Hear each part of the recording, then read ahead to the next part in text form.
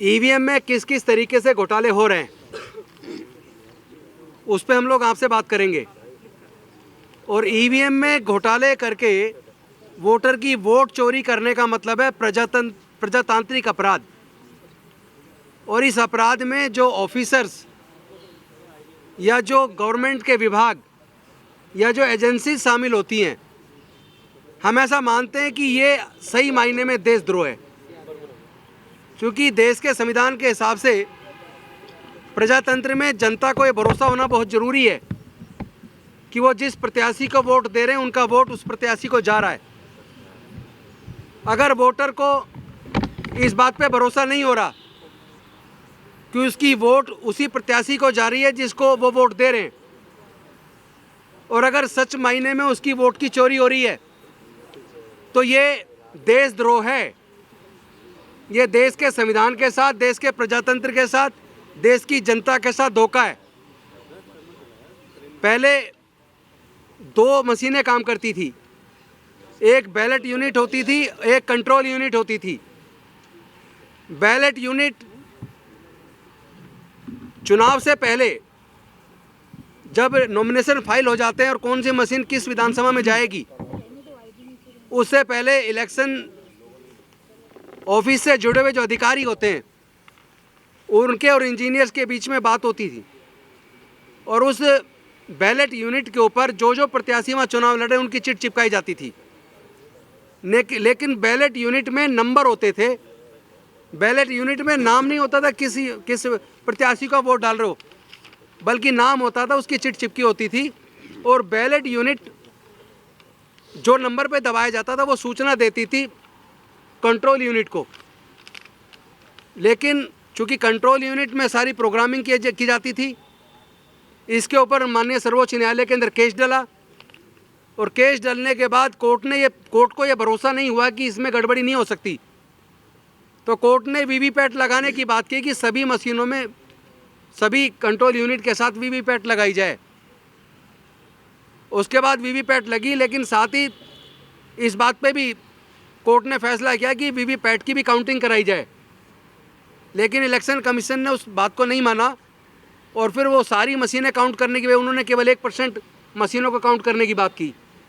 लेकिन इसमें जो असली खेल हुआ है, क्यों वीवीपैट पे भरोसा नहीं किया जा सकता, उसका कारण है, जब पहले चुनाव हुआ था 2014 में, उस वक्त चुनाव के टाइम पर जो बैलेट मशीन होती थी, बैलेट यूनिट होती थी, वो कनेक्ट होती थी सीधी कंट्रोल यूनिट से। उसने बटन दबाया, उसने मैसेज कंट्रोल यूनिट को दिया, और कंट्रोल यूनिट मैसेज देती थी उसको वीवीपैट को, और उसके बाद वो पर्ची दिखती थी, छपती थी, और वो नीचे गिर जाती थी। लेकिन गिनती पूरी नहीं हुई, और 2019 के चुनाव में क्या किया, पूरा खेल हो गया, वीवीपैट के साथ ही खेल हो गया। अब बैलेट यूनिट डायरेक्ट उसको नहीं बताती, कंट्रोल, उसको सूचना नहीं देती कंट्रोल यूनिट को, बल्कि वो वीवीपैट को देती है, और वीवीपैट उसको फिर कंट्रोल यूनिट को देती है, और कंट्रोल यूनिट में वोट आपका रिकॉर्ड मेंटेन होता है। वो रिकॉर्ड वो होगा जो आपकी वीवीपैट उसको सूचना देगी। वीवीपैट में क्या प्रोग्रामिंग करनी है वो हर चुनाव के क्षेत्र के हिसाब से, प्रत्याशियों के हिसाब से होती है। वहाँ जो लोग उसमें शामिल हैं, जो इंजीनियर शामिल हैं, पहले जैसे आप जानते हैं ECIL और EL, BEL, ये डिपार्टमेंट जो शामिल थे, उनके साथ जो इंजीनियर शामिल है, जो बाहर की यूनिट भी शामिल है, क्योंकि वीवीपैट को कंप्यूटर से कनेक्ट करके उसमें प्रोग्रामिंग की जाती है। तो अगर उसमें प्रोग्रामिंग इस तरह की है कि आपने वोट दिया, उसमें दिखाया, लेकिन वहाँ काउंटिंग में कुछ और दिखाना है, अगर वो वीवीपैट के द्वारा सूचना उसको दी जा रही है, क्या उसमें काउंटिंग दिखानी है, कितनी वोट किसको प्रत्याशी को जा रही है, तो सारा खेल वीवीपैट का है।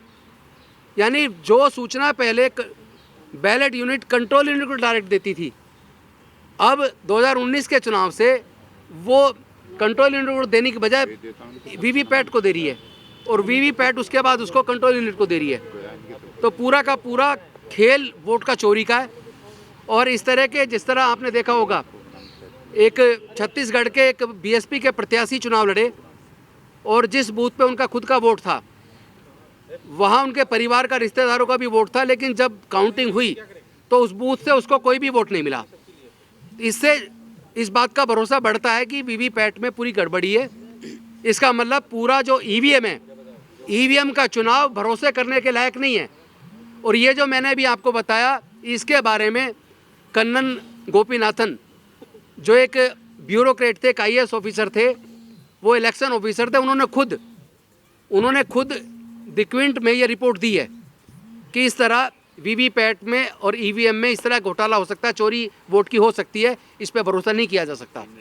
और वो आईएएस ऑफिसर खुद इलेक्ट्रॉनिक्स एंड कम्युनिकेशन में उन्होंने इंजीनियरिंग की है, तो उनको पूरा अपना रिसर्च वर्क के आधार पे उन सीनियर आईएएस ऑफिसर ने द क्विंट में ये पूरी की पूरी रिपोर्ट दी है। और वो रिपोर्ट वो वीडियो आप लोगों ने देखी भी होगी।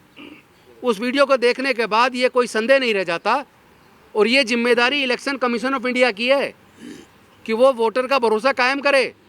लेकिन फिर भी अगर इलेक्शन कमीशन ऑफ इंडिया इस जिद पे अड़ा हुआ है और वो जाके अगर गांव में दिखवा रहा है कि देखो जी इसमें मशीन में गड़बड़ी हम डाल के दिखा रहे हैं, इस बात की क्या गारंटी है कि जिसके पास यूनिट, जिसके पास वो कंट्रोल में ईवीएम है, वीवीपैट है, जिसके कंट्रोल में, और जो प्रोग्रामिंग करते हैं, जो इंजीनियर्स उसमें इन्वॉल्व होते हैं, जो आउटसोर्स होते हैं, जो बाहर की प्राइवेट कंपनी से जुड़े हुए हैं, उनको विनोवर नहीं किया जा सकता? इस बात की क्या गारंटी है?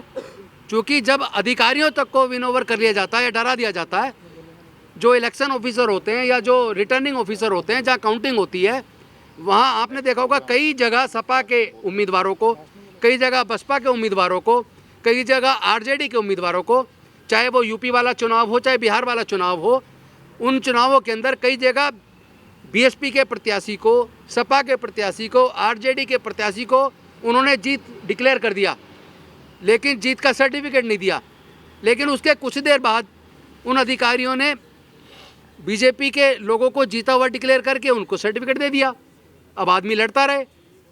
और कितनी सारी कंप्लेंट्स उन्होंने इलेक्शन कमीशन ऑफ इंडिया में डाली हैं। अगर सपोज करो जिसको धोखे से हरा दिया, उसने इलेक्शन कमीशन ऑफ इंडिया में दोबारा गिनती की बात की और इलेक्शन कमीशन ऑफ इंडिया उसको रिजेक्ट कर देता, तो उसके बाद वो कोर्ट जाए, कोर्ट में लड़ता रहे, तारीख पे तारीख, 5 साल निकल गई। इस वजह से वो लोग फिर कोर्ट में भी नहीं लड़ पाते। और चूंकि इलेक्शन कमीशन ऑफ इंडिया भी टाइमली डिस्पोज ऑफ नहीं करता है, उनकी टाइमली हियरिंग करके कभी भी आप देखोगे रिकाउंटिंग तो कभी होती हमने देखी नहीं है। तो इस तरह जब इस तरह आमादा है, अगर कोई सरकारी तंत्र किसी पॉलिटिकल पार्टी या सत्ता के साथ मिल के अगर बेईमानी करना चाहे तो उस बेईमानी को कोई रोक पाना एकदम असंभव बात है। इसलिए ईवीएम पे हमें बिल्कुल भरोसा नहीं है। हम किसी भी सूरत में ईवीएम से चुनाव के पक्ष में नहीं है। और इसके लिए जो जन आंदोलन बना है वो बहुत मजबूत होता जा रहा है पूरे देश के अंदर। और आने वाले समय में बड़े बड़े खुलासे होंगे।